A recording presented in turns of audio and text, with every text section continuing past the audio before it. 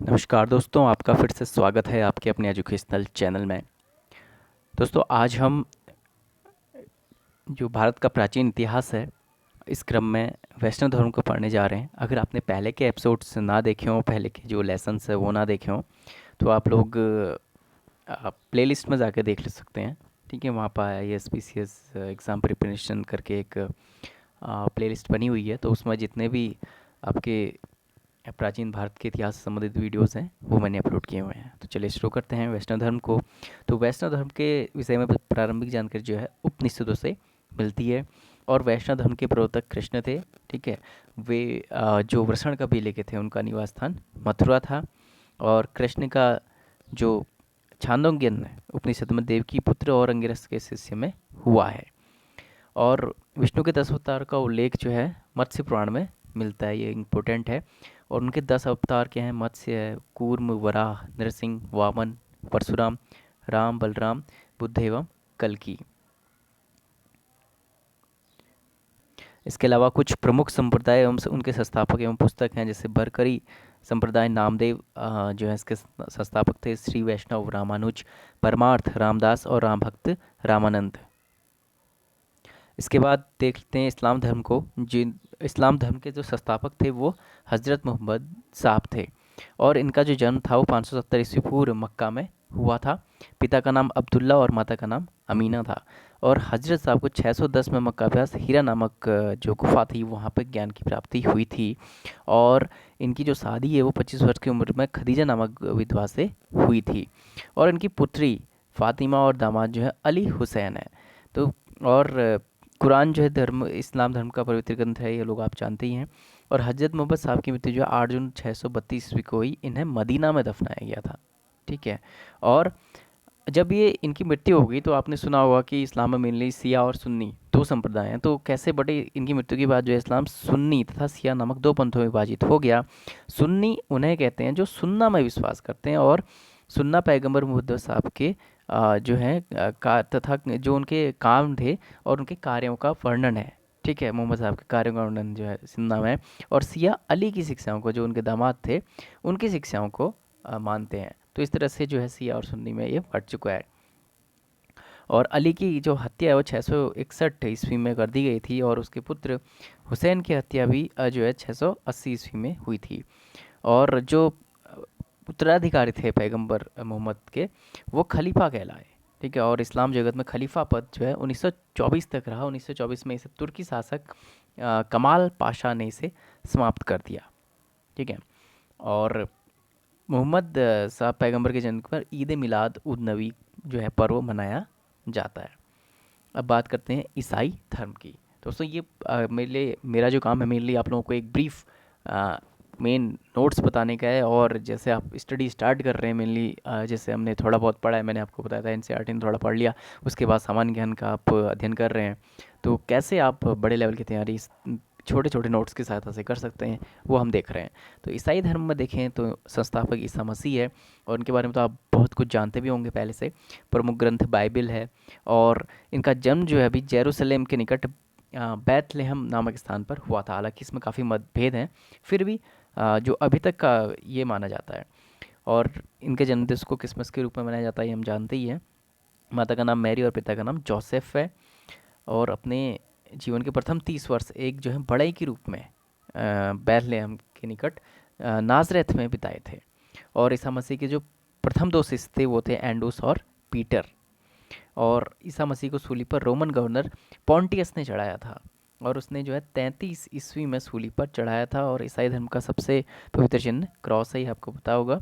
और ईसाई जो है त्रित्व में विश्वास करते हैं, यानी ईश्वर पिता, ईश्वर पुत्र ईसा और ईश्वर पवित्र आत्मा, इन तीन उसमें ये मानते हैं।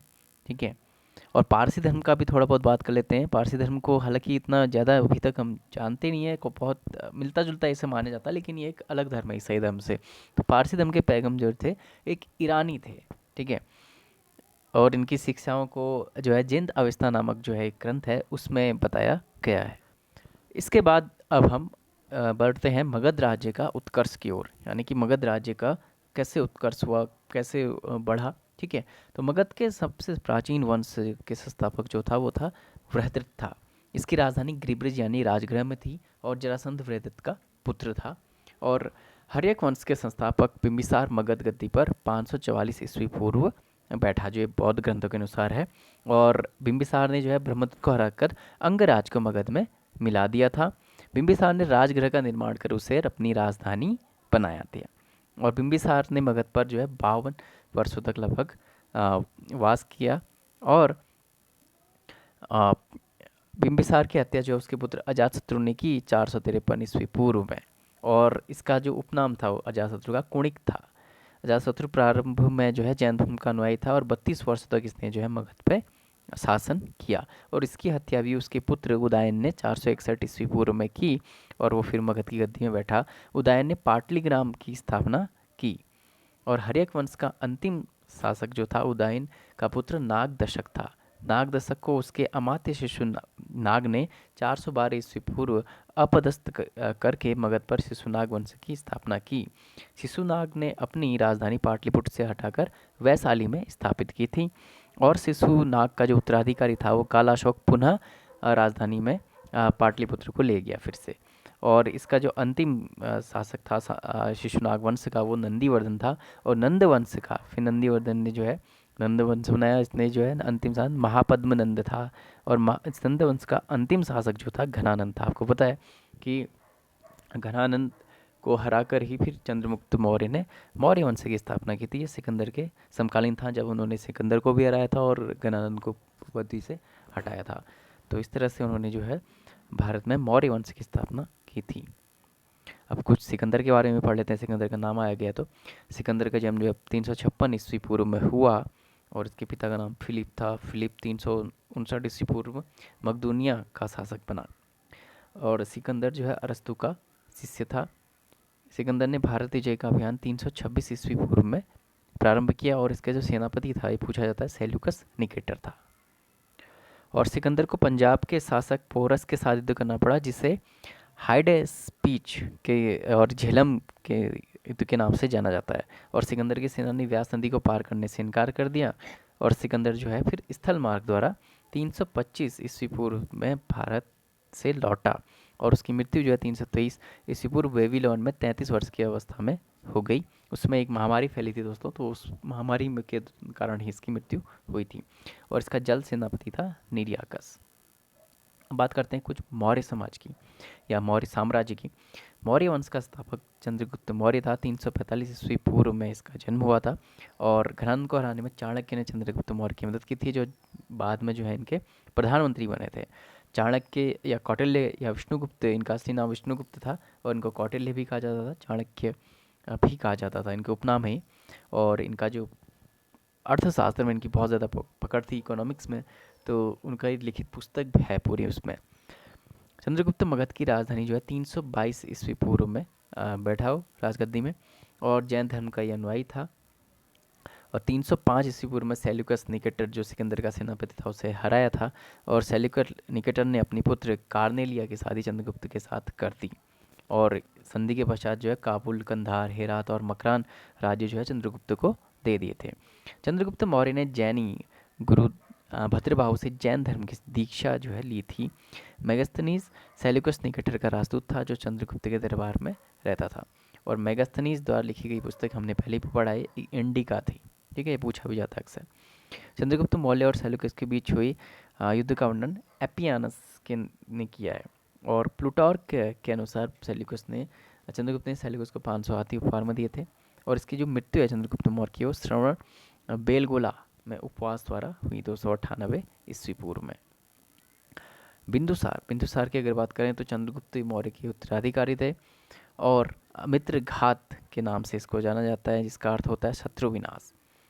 आजीवक संप्रदाय का ये एक अनुयायी था और वायु पुराण में बिंदुसार को भद्रसार या वारिसार कहा गया है। बिंदुसार जैन धर्म में बिंदुसार को सिंहसेन कहा गया है। इसी तरह बौद्ध विद्वान तारानाथ ने बिंदुसार को 16 राज्यों का विजेता बनाया है, तो काफ़ी ये बलशाली माना जाता है। इसके बाद सम्राट अशोक आता है, आपको पता ही है इनके बारे में काफ़ी चीज़ें, और इसको हम थोड़ा बहुत देख लेते हैं। बिंदुसार का उत्तराधिकारी अशोक महान हुआ जो 269 ईस्वी पूर्व मगध की राजगद्दी पर बैठा।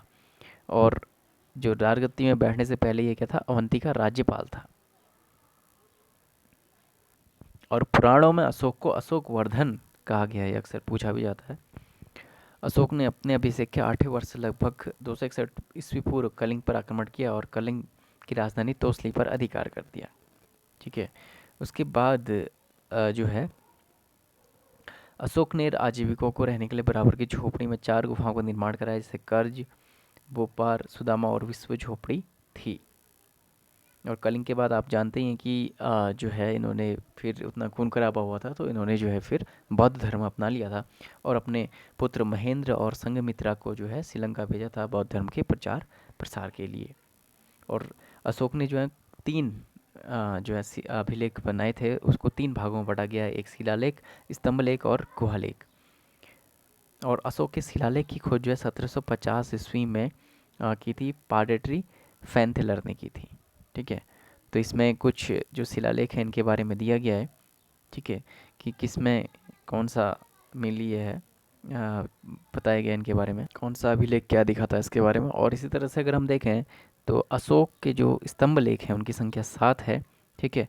इसमें जो केवल ब्राह्मी लिपि में लिखे गए हैं, अलग अलग स्थानों पर हैं ये हैं, ऐसे प्रयाग स्तंभ लेख, दिल्ली टोपरा, दिल्ली मरेठ और दिल्ली मेरठ, रामपुरवा, लौरिया अरेराज और लौरिया नंदगढ़, ये अभिलेख हैं। और कौशाम्बी अभिलेख को रानी का अभिलेख कहा जाता है।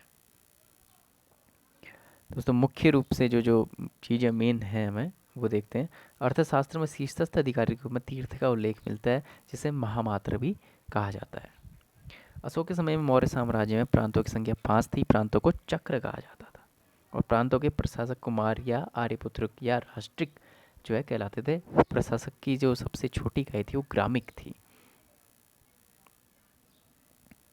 ठीक है। और जो मुख्यमंत्री हैं उनको प्रधानमंत्री, पुरोहित, धर्म एवं दान विभाग वाले थे। ठीक है। जो और युवराज जो है राजा के पुत्र को कहा जाता था। ऐसे ही द्वारिक को राज की द्वार रक्षक। इस तरह से नायक जो है नगर रक्षा का अध्यक्ष, मंत्री परिषद जो है अध्यक्ष होता था। ठीक है। नायक जो है और व्यावहारिक प्रमुख न्यायाधीश हुआ करता था।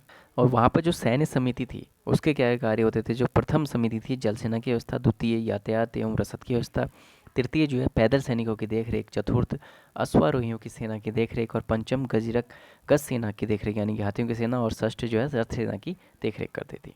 तो आज जो आपको गुप्तचर को गुण पुरुष कहा जाता था उसमें। ठीक है। तो इस तरह से आज हमने कुछ जनपदों के बारे में पढ़ा, मगध साम्राज्य के बारे में पढ़ा, अशोक के बारे में पढ़ा। तो उम्मीद करता हूँ आप लोगों को ये पसंद आया होगा और नेक्स्ट वीडियो में हम इससे आगे को कंटिन्यू करेंगे। तो मिलते हैं आपसे नेक्स्ट वीडियो में। Thank you friends.